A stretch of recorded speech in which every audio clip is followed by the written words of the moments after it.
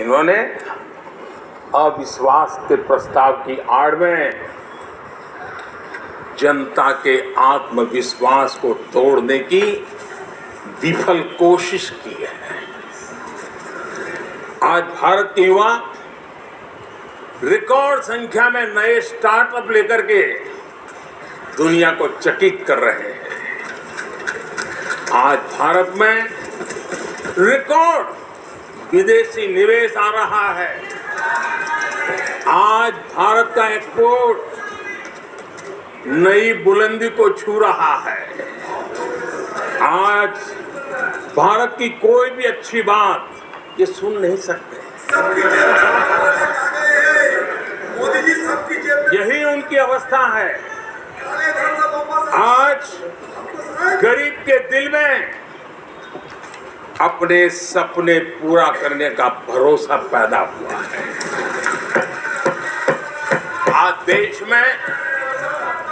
आज देश में गरीबी तेजी से घट रही है।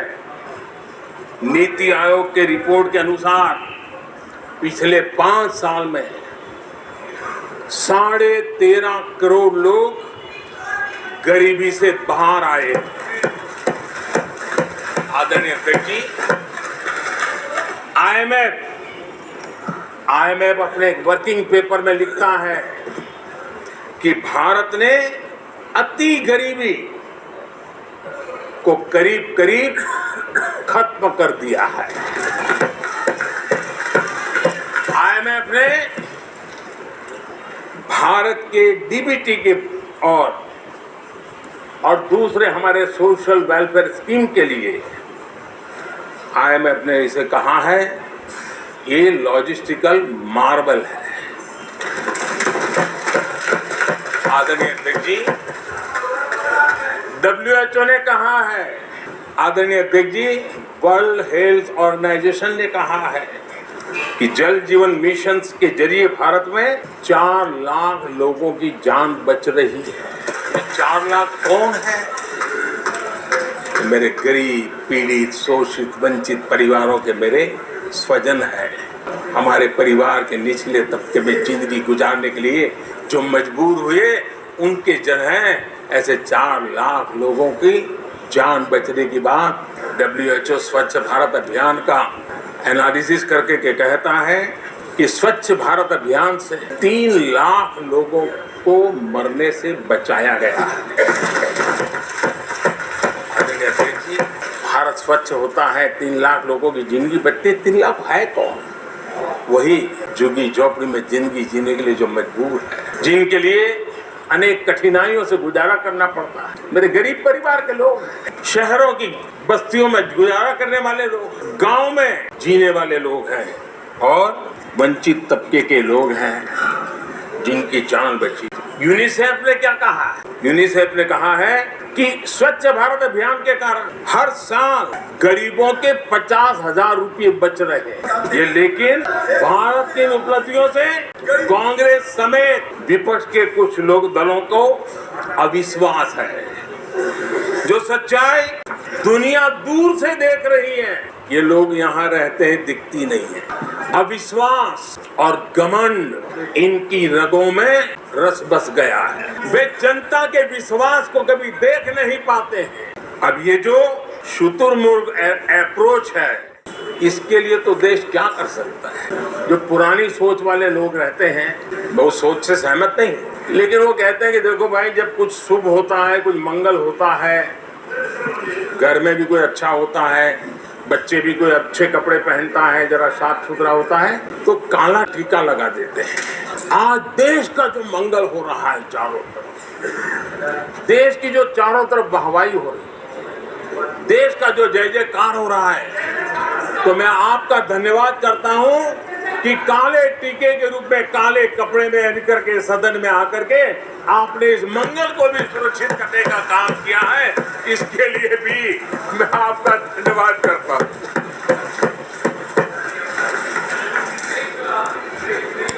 आदरणीय अध्यक्ष जी, पिछले 3 दिन से भी हमारे विपक्ष के साथियों ने जी भर के डिक्शनरी खोल खोल करके जितने अपशब्द मिलते हैं ले आए, जितने अपशब्दों का उपयोग कर सकते हैं भरपूर, पता नहीं कहां कहां से ले आते हैं।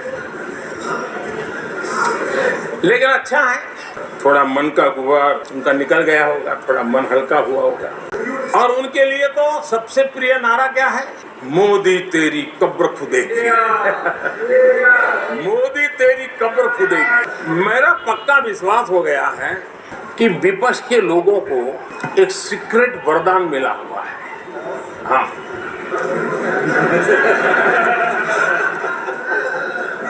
सीक्रेट वरदान मिला हुआ है। और वरदान ये कि ये लोग जिसका बुरा चाहेंगे उसका भलाई ही होगा। एक उदाहरण तो आप देखिए, मौजूद है।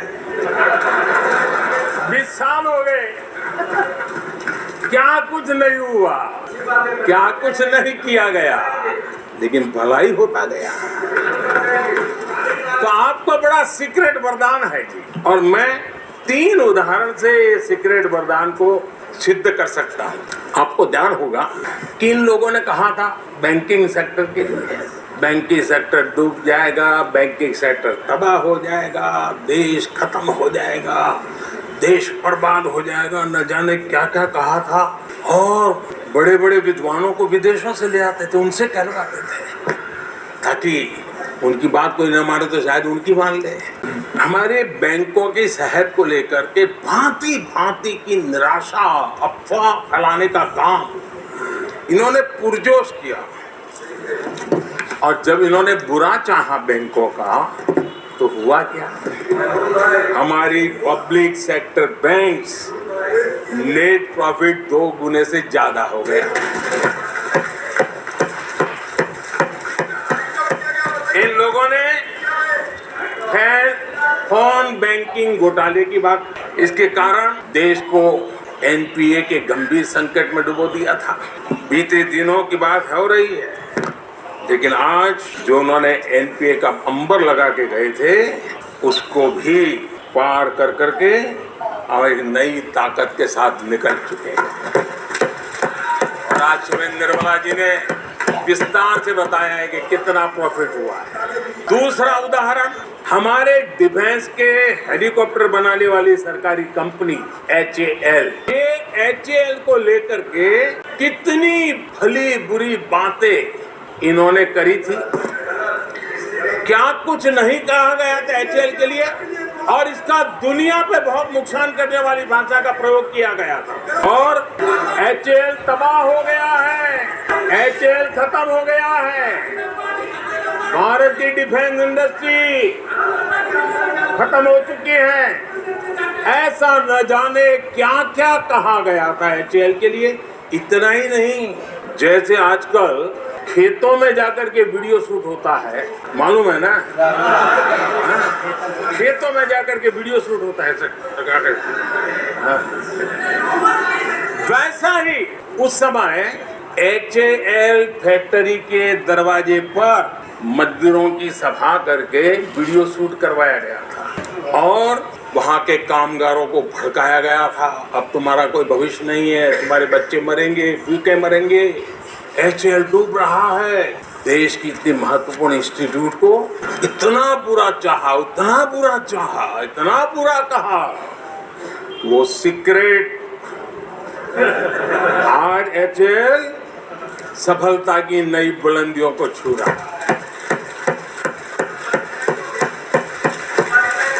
HAL ने अपना highest ever highest revenue register किया है।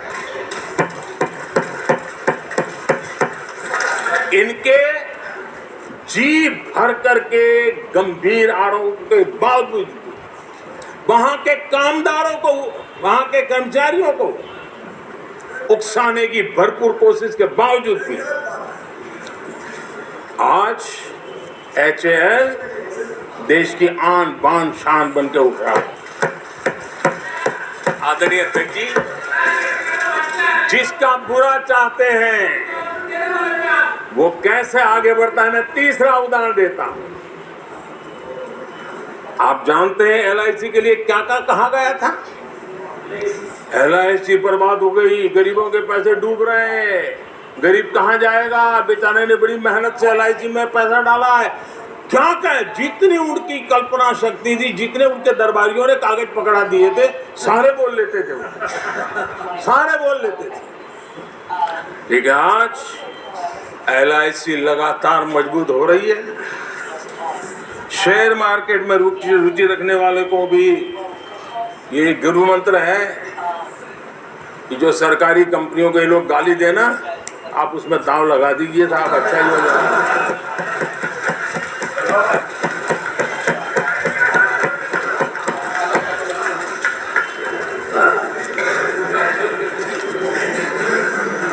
आदरणीय अध्यक्ष जी, ये लोग देश की जिन संस्थाओं की मृत्यु की घोषणा करते हैं, उन संस्थाओं का भाग्य चमक जाता है। और मुझे विश्वास है कि ये जैसे देश को कोसते हैं, लोकतंत्र को कोसते हैं, मेरा पक्का विश्वास है देश भी मजबूत होने वाला है, लोकतंत्र भी मजबूत होने वाला है, और हम तो होने ही वाले हैं। आदरणीय अध्यक्ष जी, ये वो लोग हैं जिन्हें देश के सामर्थ्य पर विश्वास नहीं। इन लोगों को देश के परिश्रम पर विश्वास नहीं है, देश के पराक्रम पर विश्वास नहीं।